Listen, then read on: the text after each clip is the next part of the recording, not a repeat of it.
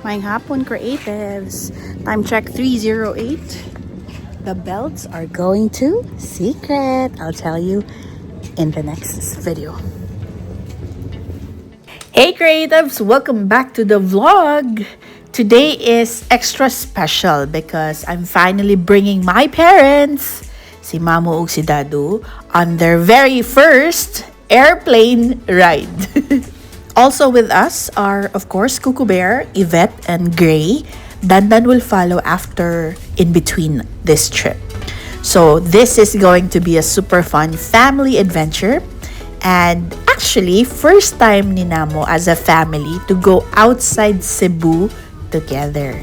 And so emotions are definitely running high, excitement, a little nervousness, and of course, pure happiness.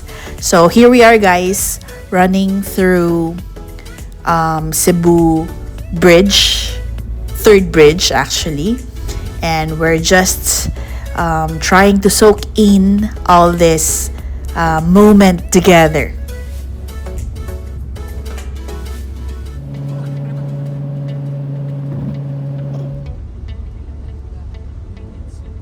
The taxi ride from our house to the airport took about 45 minutes. It's a bit traffic actually after ka mo makacross sa bridge.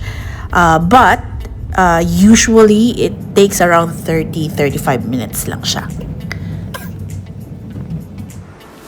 Mga abyan, nana to sa airport. Kauban ako akong butter of mother.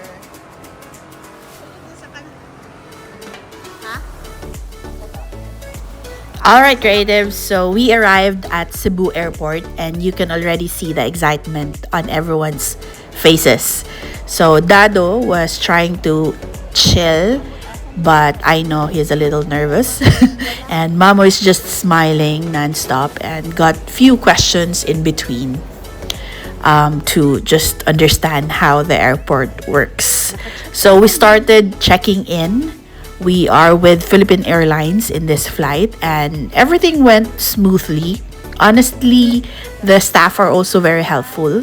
And so even if this is the first time for my parents to fly, plus Gray pa, syempre, it is a very smooth one.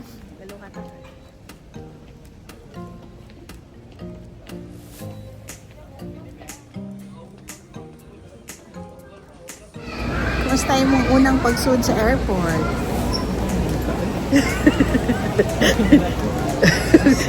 Gi-interview. Asa sila?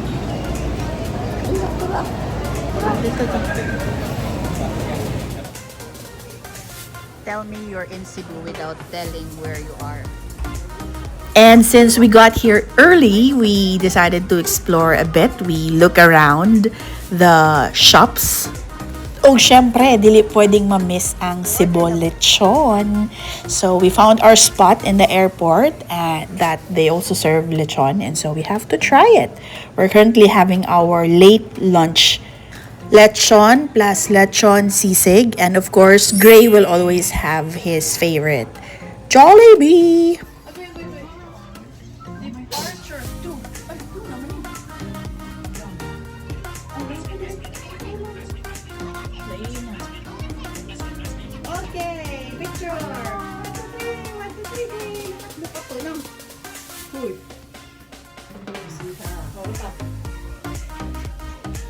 So we went one floor down for our gate and here we are preparing and waiting for our plane. But before doing that, we have to ride the bus para dadon mi dito near sa airplane. This gave us opportunity to take a photo from the outside of how our airplane looks like. So it's a very good experience for my parents.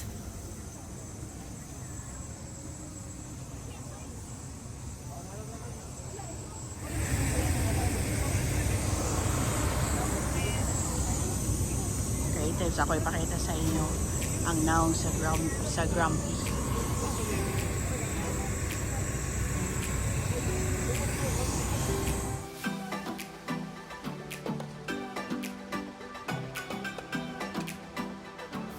We are inside the plane now. So we have our seats. Actually, window view si Mama and then si Papa nasa aisle. I was not able to capture it kay Nami sa likod.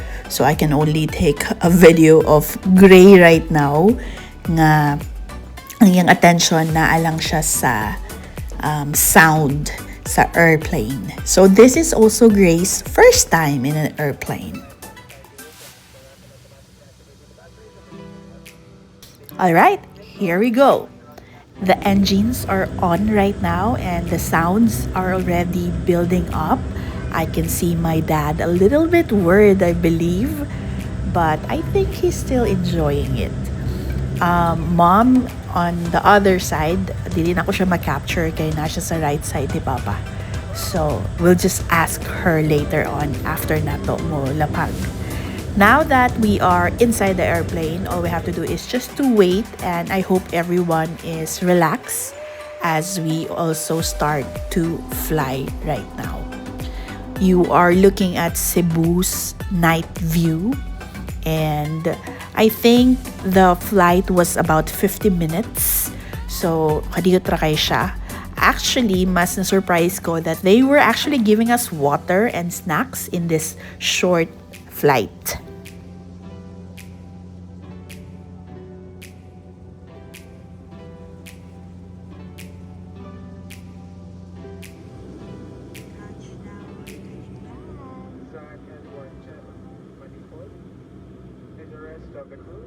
We have touched down in Caticlan International Airport. And so, similar to what happened in Cebu, we have to go out from the plane and walk a few minutes away from the airport itself. And here's Mama giving her sharing of the experience.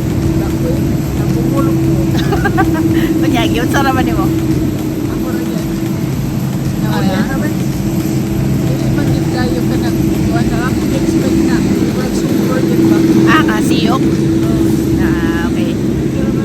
Siya paglanding, wala na kuyawan. Kuyawan ka ba? Oo. Pagnaog na.